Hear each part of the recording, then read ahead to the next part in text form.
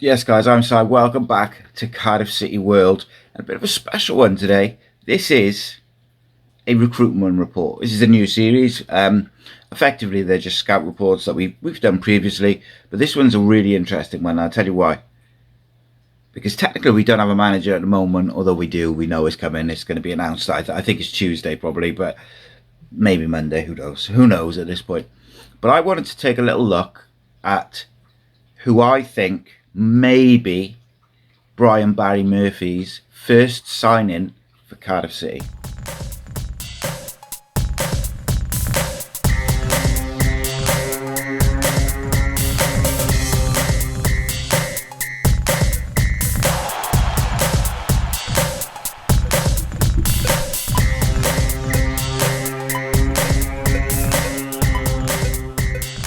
Welcome back to the channel. As I say, I'm Si. Please do like, subscribe, share, all that stuff. Especially leave your comments and let me know what you think of this player. Let me know what you think of the video and all that good stuff. And of course, please do become a member. I should mention as well with the memberships, apart from the members only show on a Monday and some other content, we have a members exclusive merch dropping this week where they'll be open to members for a week to place their order, and then after that there might be like a 2-day period where people who are not members can order, depending on what's left. It's going to be a very, very limited drop. It's based on a retro Cardiff City kit in like a football shirt material. It's beautiful, I gotta say. But yeah, you'll see that this week. So looking forward to that. And of course, you get 24 hours early access to tickets for live events. We've already tied down one for December. We're hoping to tie down another couple in the coming months. There may even be a slim chance that we do one on short notice coming up very soon. Not sure about that though. Just waiting for the nod. It's not a definite though by any means, but it'll be massive, and those will sell out in probably quicker than Craig Bellamy's ones, just saying. But anyway, back to it. The recruitment report. We are launching another series of the recruitment report, and this is where we take a deep dive into players who potentially or have been linked with Cardiff City, who may be coming in, and we have a look at their skill sets, their attributes, where they might fit, etc. So today we are taking a deep dive into a name that's quietly been floating about behind the scenes and linked with Cardiff since Brian Barry Murphy's impending announcement, and that is Paudie O'Connor. Could he be Brian Barry Murphy's first sign-in as Cardiff manager? Let's find out. We'll have a look at the stats, the data, League One benchmarks, and all of it. So let's start off with who is Paudie O'Connor? Well, let's start with the basics. Name: Paudie O'Connor. Age: 26. Date of birth: July 14th, 1997. Of Irish descent. He is 6'3". He's a right-sided centre-back.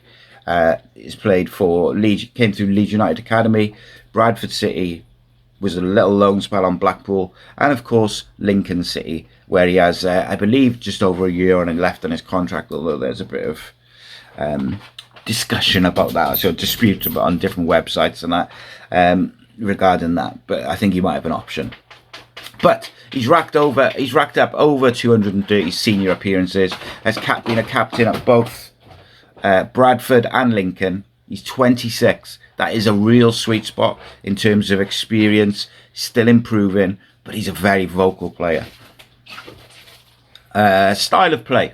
So what kind of player, what kind of defender is Paudie O'Connor? He's what you'd call a commanding, no-nonsense centre-back, but with enough modern traits to make him more than just an old-school stopper. We'll break it down a little bit. Aerial dominance.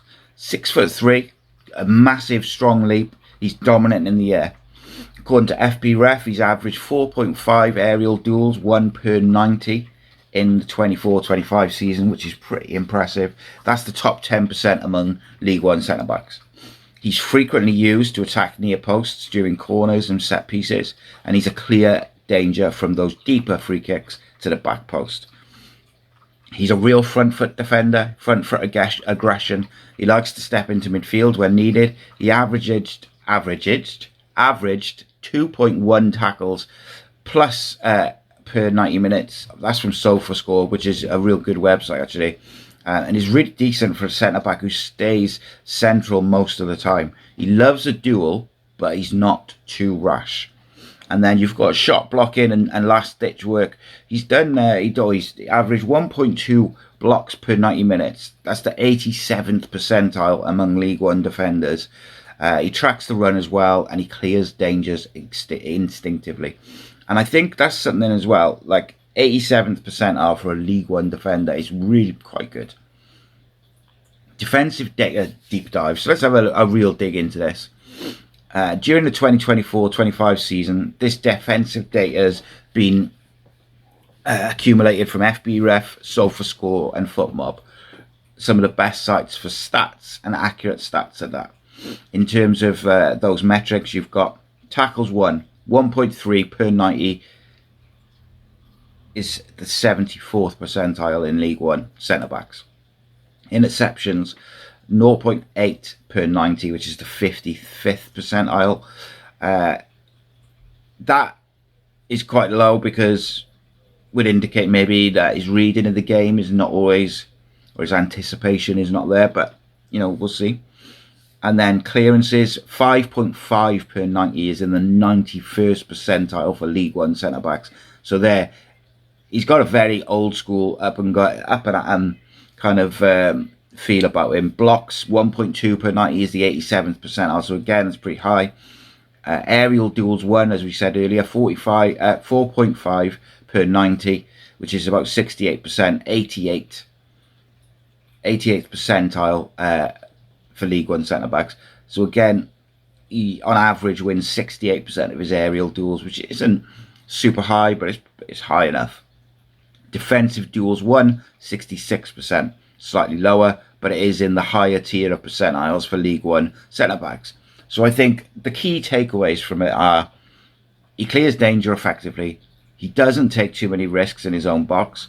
He's very good at winning aerial duels consistently, and he's one of the few League One defenders with 200 plus clearances and 150 plus aerial wins last season. So again, in out defending, he's up there for League One centre-backs. But let's talk a bit about his modern day traits, the ball progression and the passing. So this is where it gets interesting, because Brian Barry Murphy wants to play a certain way with Cardiff. He's going to want to play one-touch, two-touch football. He wants everybody to be capable of moving the ball quickly, getting under control quickly. That means building from the back to a certain extent.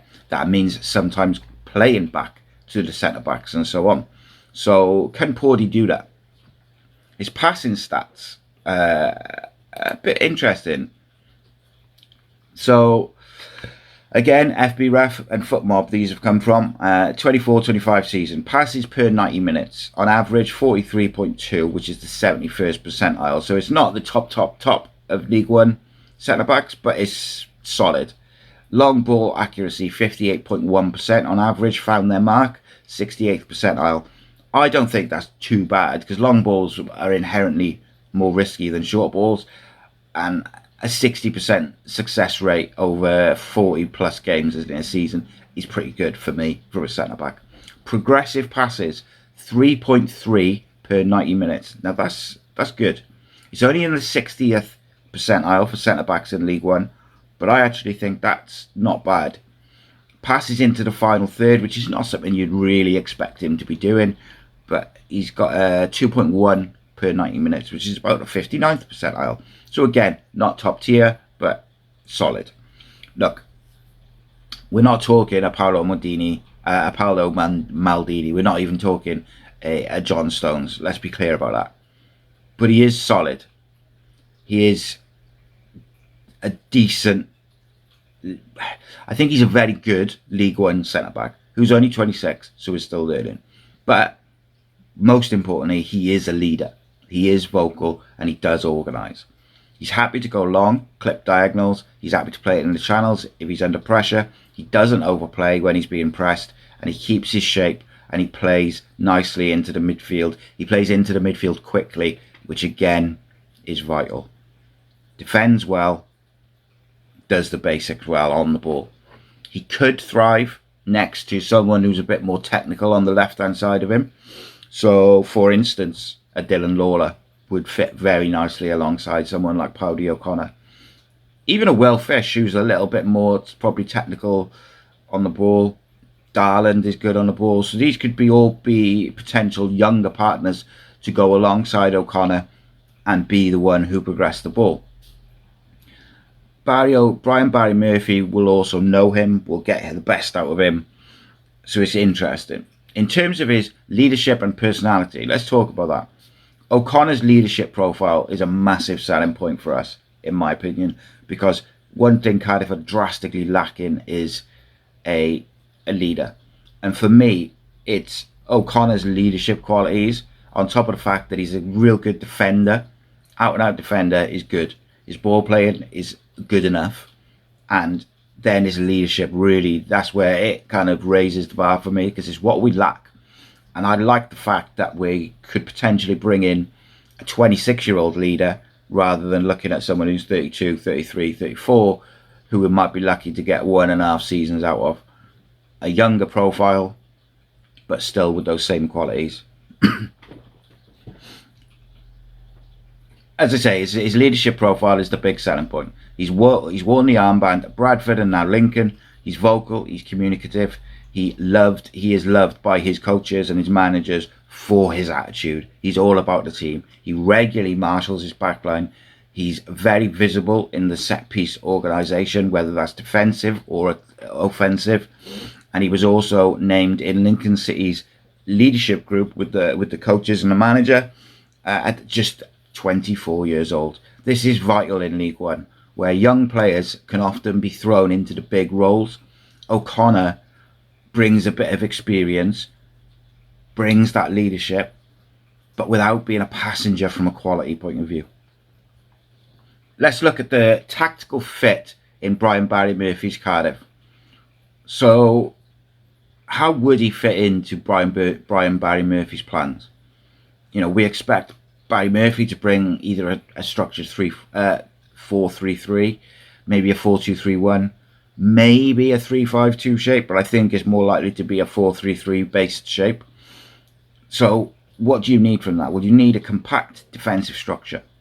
You need to have players who can be patient in the build-up to then get the players with pace, skill, etc. on the ball. You also need players who know their position, are very disciplined in their positions at certain points, particularly in defensive transitions and transitions through midfield. You need O'Connor to be where he's supposed to be if play breaks down. And here's why he fits. So, if you look at the tactical need, right, sometimes you're going to need deeper defending, you're going to need people who can clear the ball, clear the set pieces, etc. We're going to be defending a lot of high balls in the box. If you look at Paudie O'Connor, he's a very, very strong box defender. Very, very strong on crosses, aerial duels, etc. What we lack is a communication and leadership elements and personalities within this group. He's vocal, he's reliable, and he leads not only by example, but he also takes people along with him in terms of instructions throughout the game, on and off the pitch.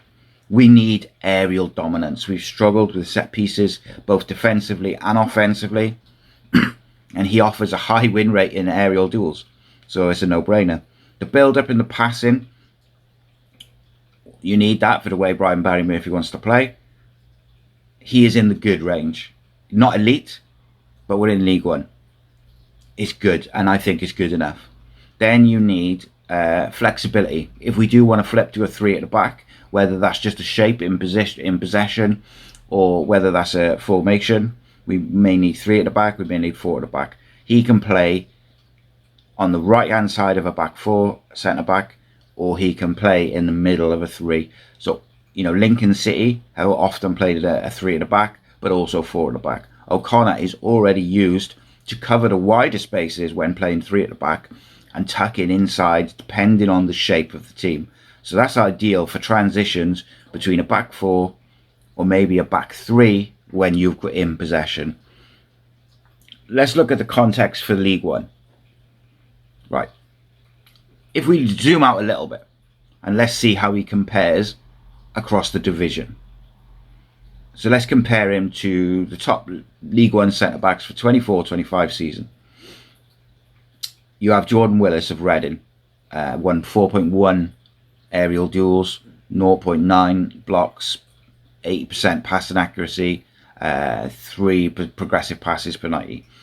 Sonny Bradley of Derby, 4.7 aerial duels won, 1.5 in the blocks, 78% passing accuracy, 2.6 progressive passes per 90. Ricardo Santos, and a real good one, 3.9 in the aerial duels, 0.8 in the blocks, 87% passing accuracy, 4.1 progressive passes. So there you've got an example of 3 of the best centre-backs in League One last year. They all kind of vary. Like Ricardo Santos of Bolton, exceptional passing stats, but his defensive stats are a bit lacking. You know, not even 1 block per game on average, less than 4 aerial duels per game on average. Then you look at Sonny Bradley, who's 4.7 in the aerial duels, 1.5 in the blocks, but his passing stats are a little bit lower with the 78% and the 2.6 progressive passes. Jordan Willis is somewhere in the middle of the two. Paudie O'Connor, 4.5 aerial duels won per 90, 1.2 blocks per 90, 83% passing accuracy, and 3.3 progressive passes. So he actually stacks up really, really well against the other League One centre-backs. If you want a reliable, no-nonsense centre-back who's going to lead your team and help the youngsters, maybe this is the guy, because he can also pass a football even if it's not quite up there with the very best. O'Connor is among the top 5 to 6 centre-backs in League One. And for the attributes that we need, he is right up there. Let's look at the risks, though, the room for growth, and of course, we'll round it all up nicely. Look, I'm not trying to tell you he's the next Costa Curta, or the next Rio Ferdinand, or the next John Terry, whatever. I'm not saying he's an elite centre-back. Clearly, the man has weaknesses. He's a League One centre-back. He's 26 years old. Reliable, yes. Elite, no. But let's look at those weaknesses, okay? He can occasionally be a bit aggressive and dive in. Not the quickest off the turn, but not slow, but not the quickest. He's not a ball carrier like what you see with some modern centre-backs, which is why we would need to get his centre-back partner right. But we have a couple of them. We have a Darlin, we have a Lawler, and we even have a Fish. In League One, there are physical demands. That is where Cardiff are probably lacking. Those weaknesses are manageable if your system and your personnel protects those players. So where you have players who maybe are a little bit more limited on the ball than others, you protect them by putting players around them who are good on the ball. If you have players who are a little bit, they read the game really well, but they're lacking in legs or mobility or athleticism, then you get players with legs and mobility and athleticism around them. It's all about the balance. It's all about the team. It's all about the mix. Let's look at the upside of him. He's still only 26. His peak years as a centre-back are probably still ahead of him. The next 4 years are probably going to be his peak. His availability is superb. Over 40 games for 3 straight seasons. He is the sort of guy who you bring in, straight away becomes a leader, and probably becomes club captain real quick. He's that type of guy. And when we kind of round it all off, or certainly the pros and the cons, I just think of it like this. Look, he's not flashy, he's effective, he's consistent, but he's ready now. And that matters more than ever when you're rebuilding in League One. You're going to bring in a lot of youngsters to the first team. We need players who are a bit older, ready now, who can lead those youngsters into the next stage of Cardiff City and rebuild Cardiff City. We want to focus on young, exciting footballers, whether they're already in the first team or they're coming through the academy. We want that focus on them. But we need players to mould them, to help them, and to complement them as we go through this hard season of 40 plus games, physically demanding league. Is Paudie O'Connor someone who can do that? I think so, but I'm really interested in what you guys think. So there we have it. Paudie O'Connor, potentially the first of the Brian Barry Murphy era.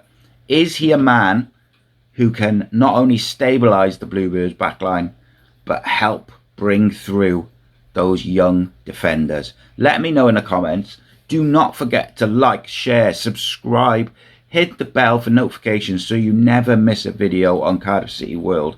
Please do become a member. I mentioned some of the perks that you get with that, but for us, most importantly, it's what allows us to produce content 7 days a week. You'll have noticed that the last couple of days we've been putting out a video at lunchtime, and then in the evening doing like a live show or another video. That's the plan going forward. The more members we get to do that, the more we're able to expand that. So at the moment it might be that additional video at lunchtime on a weekend, but the plan is long term is to give you 2 bits of full content every single week, every single day of every single week. That's the plan. The more members that we can get in, the more content that we can produce, research, edit, etc. It's a team effort. This is Cardiff City World. I'm Si. This channel is by fans, for fans. We'll be back with more scouting, more tactics, and even more of a look at Brian Barry Murphy's blueprint for rebuilding Cardiff City, including a look at his potential assistant manager. But until then, my friends, keep the faith, and I'll see you in a bit.